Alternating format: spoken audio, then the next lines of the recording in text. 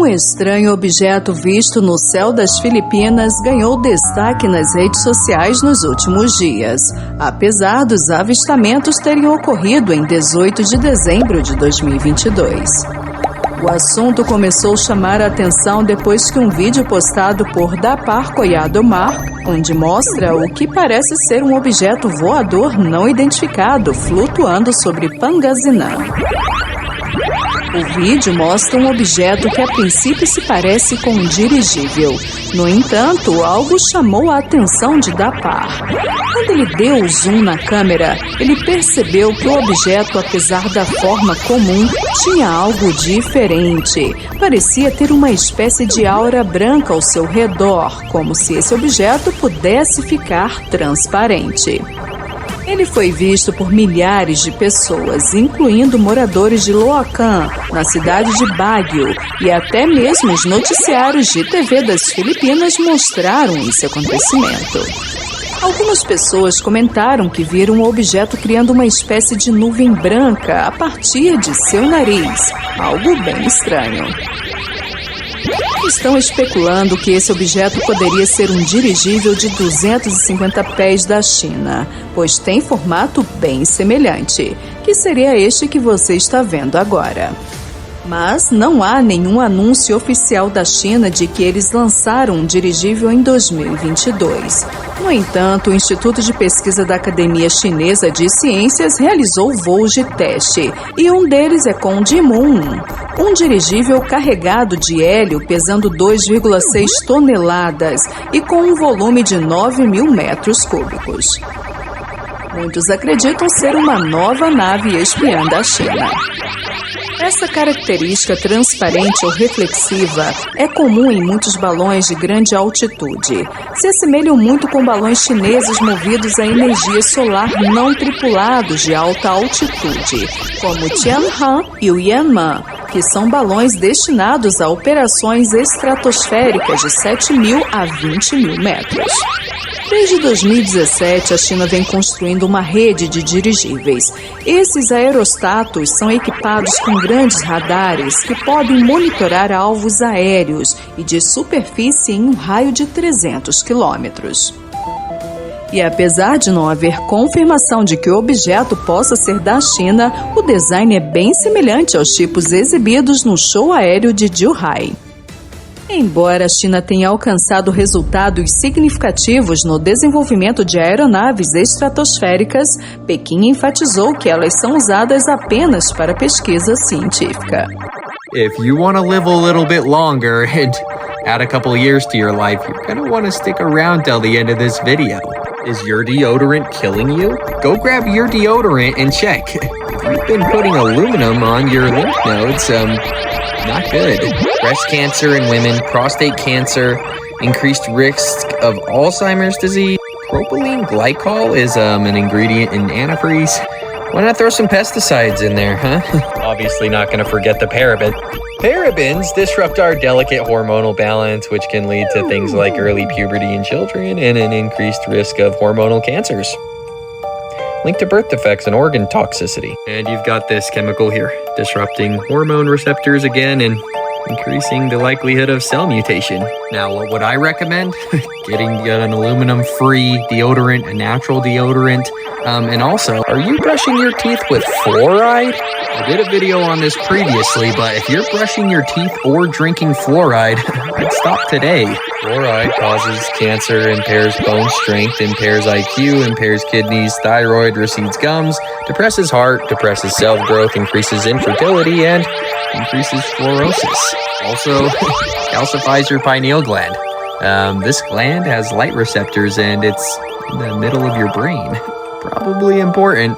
What would I recommend you do? Again, non-fluoride, natural toothpaste. Get something that says that you can swallow it and not have to call poison control, maybe. But also, are you wearing sunglasses? The natural light the sun gives off is probably one of the most healthy things that you can sit in and let hit your retina. Ever wonder why people that are wearing sunglasses seem to get more burnt than others? When you block the UV rays from the sun, your pineal gland no longer knows that it's light outside, because that's kind of what your eyes are meant to do. Therefore, your skin doesn't realize that you're standing in the sun and it's really bright and your skin's being burnt. So, your skin doesn't produce the correct chemicals to protect your skin. Hence why, if I ever go outside and do any sun tanning, I'm not putting anything over my eyes. I keep my eyes open, or if I do close my eyes, I make sure I don't cover my eyes after I've closed them.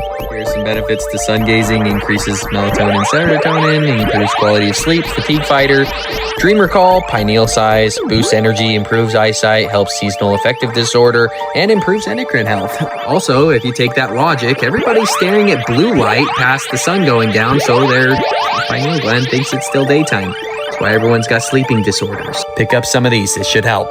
But honestly, I learned a lot of these tips from the Unchained Life manual right here. Pick this thing up on Amazon. But believe it or not, I had the author of this book on my podcast for over 2 hours. You can listen to it probably right now. Link's in my bio, top button.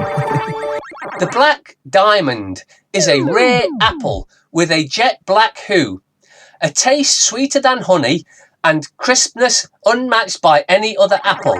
Their exclusivity means they can cost up to $7 an apple, and you will only find them in Tibet. After 3 years of extreme drought, California flushed trillions of gallons of rainwater from the January storms out onto the ocean, instead of saving it in reservoirs and pumping it to farmers. Yes, they're all totally corrupt. Newsom under fire by partisan critics over trillions of gallons of lost water. He's a weffer as well. They're all these, even the Florida one, DeSantis, he's one of them as well. But until you see it, you won't.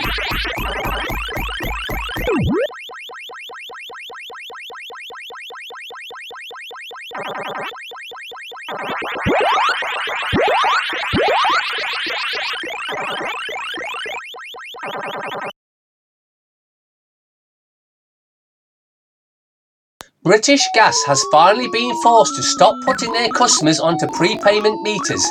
Don't forget why their customers are in debt in the first place. It's their business model. Can't pay? They'll take your heating away.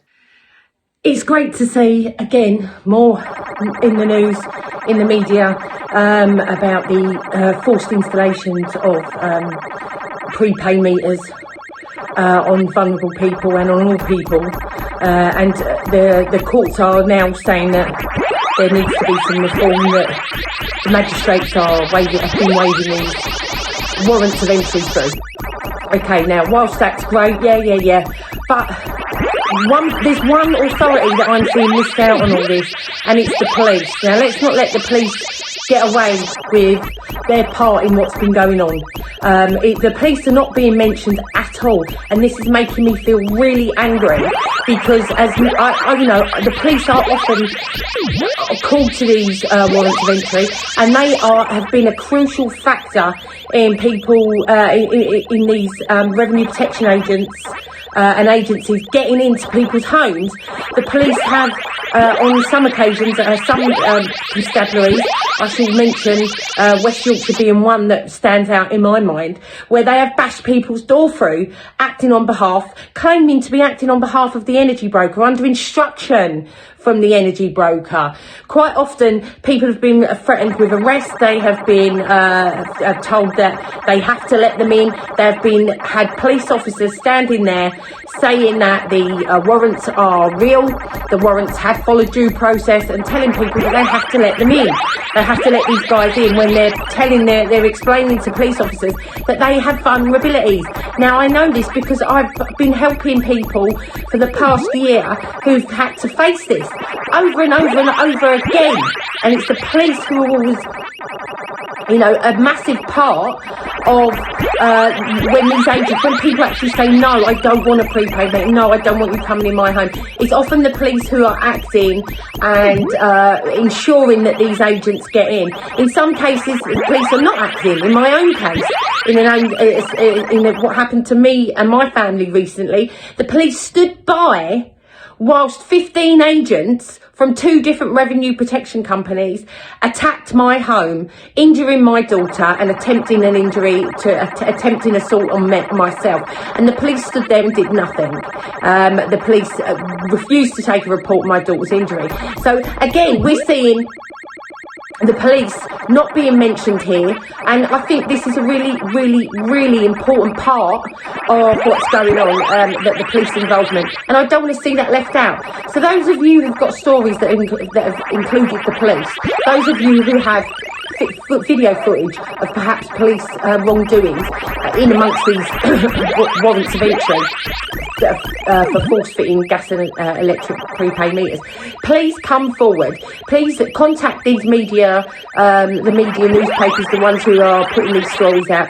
Contact them, put your stories online, even if it's not through the MSM, because I know a lot of us don't trust the MSM because of their aptitude for not always telling the truth, or telling it correctly at the very least.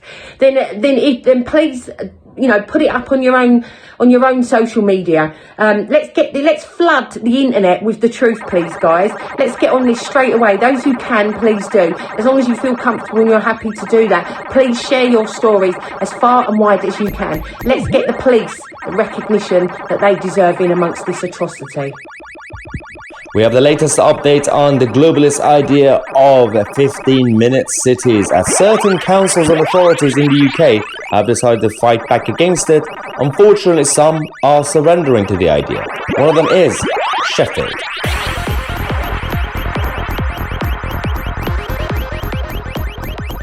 Okay, so the latest update on this idiotic and oppressive authoritarian idea of 15-minute cities. Put people in boxes and districts in order to help the environment. They're going to give you all the local stuff that you need, the infrastructure of schools and supermarkets, but you're not allowed to leave your area, technically. If you drive through other areas, then you'll be charged. You get a penalty. Some local authorities have been fighting back. Well done. Some places like Sheffield, I feel sorry for the freedom lovers in Sheffield, some of the local residents who believe in freedom, who are now losing out because of this. So Sheffield City Council, on their website, they've given the latest statement. So they had a meeting.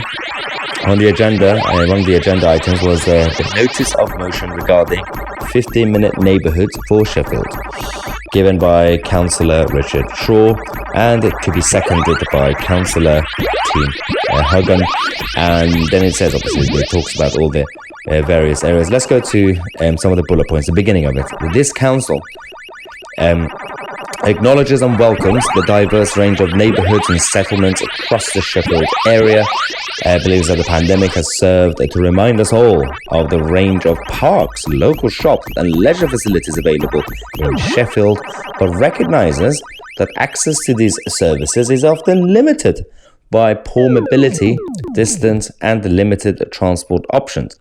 They also say that this